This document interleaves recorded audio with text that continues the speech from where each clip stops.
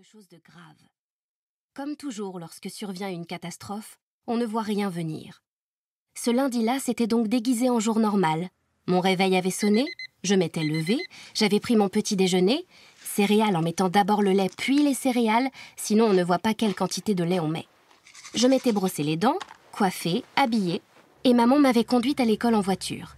Jusque-là, tout s'était passé comme d'habitude. Mon école s'appelle l'école des Pics Verts.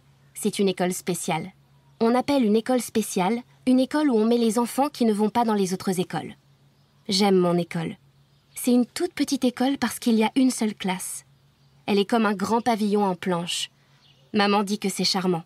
Moi, je dirais plutôt que c'est chouette. Il y a une grande entrée qui fait office de vestiaire. D'un côté, il y a la salle de classe, de l'autre, une salle de jeu. Il y a aussi une petite cuisine et juste à côté, les toilettes. Notre cour de récréation est un jardin fleuri entouré d'une barrière en bois que l'on ne doit jamais franchir, sauf si on est avec nos parents ou avec notre maîtresse, mademoiselle Jennings. Tout autour, il y a un petit parc avec quelques jeux pour enfants et des bancs sur lesquels on peut voir de vieilles dames s'asseoir pendant que leurs petits chiens font caca. Il est obligatoire de ramasser les cacas de chiens. Mais souvent, elles font comme si elles n'avaient pas remarqué que leur chien avait fait ses besoins.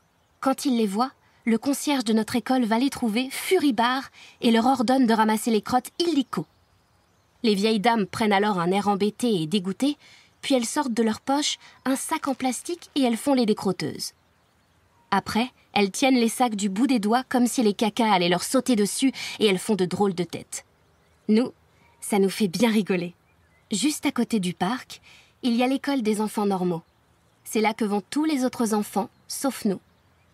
C'est un grand bâtiment en briques avec une grande cour en béton et un immense terrain de sport attenant. Depuis notre école spéciale, on peut voir l'école des enfants normaux. Il y a beaucoup d'enfants là-bas, alors que nous, dans notre école, on n'est que 6. J'ai demandé à maman si j'irais un jour à l'école des enfants normaux. Elle m'a dit que probablement pas, mais qu'elle m'aimait comme j'étais. Le plus génial à l'école spéciale, c'est mademoiselle Jennings, notre maîtresse. Elle est la plus fantastique des maîtresses. Elle est patiente, adorable, intelligente, douce. Elle est aussi très belle. Elle est toujours bien habillée et ses cheveux toujours bien coiffés. Tout le monde l'adore. Le deuxième plus génial à l'école spéciale, après mademoiselle Jennings, ce sont mes 5 copains de classe qui sont tous des garçons.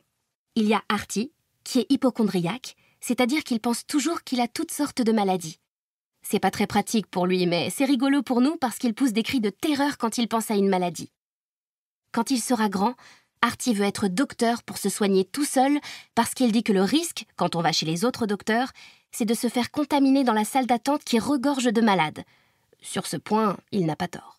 Il y a Thomas, qui est super fort en karaté parce que son père est prof de karaté. Ça aide d'avoir un père prof de karaté pour être fort en karaté. Quand il sera grand, Thomas veut être prof de karaté comme son père. Il y a Otto, qui a des parents qui habitent chacun dans une maison différente. On appelle ça divorcer. Maman m'a dit qu'on divorce quand le papa et la maman n'ont plus envie de dormir dans la même chambre. Je pense que quand je serai grande, je serai divorcée moi aussi, parce que je déteste partager ma chambre. Otto, il sait tout sur tout. Pour ses anniversaires, il demande toujours des encyclopédies et des dictionnaires. Il adore expliquer les choses et il connaît des mots compliqués comme swimanga, casuistique ou kéloïde, qui est un mot qu'on a tous appris grâce à Artie. Quand il sera grand, Otto veut être conférencier. Il y a Giovanni, qui est toujours habillé avec une chemise même pour aller jouer dehors. Ses parents sont très riches, ça veut dire qu'ils ont beaucoup d'argent. Et apparemment, quand on est riche, on doit toujours porter une chemise. J'espère que quand je serai grande, je ne serai pas riche, parce que je déteste mettre des chemises. Giovanni, il a un serveur de restaurant dans sa maison. Ça, c'est vraiment pratique. Moi, à la maison, après le repas, je dois mettre mon assiette dans l'évier. Mais chez Giovanni, personne ne bouge. Un jour, il m'a invité chez lui pour le déjeuner. On était assis à table et le serveur de restaurant a déposé les plats devant nous, puis il a tout débarrassé. Maman dit que ça s'appelle un majordome. Mais chez Giovanni, ils disent Bernard. Quand il sera grand, Giovanni veut travailler dans l'entreprise de son père qui a été créée par le grand-père. Apparemment, c'est une entreprise familiale. Ça veut dire chacun son tour. Il y a Yoshi, qui ne parle jamais. Mais jamais, jamais. Livre audio complet gratuit disponible en description de cette vidéo.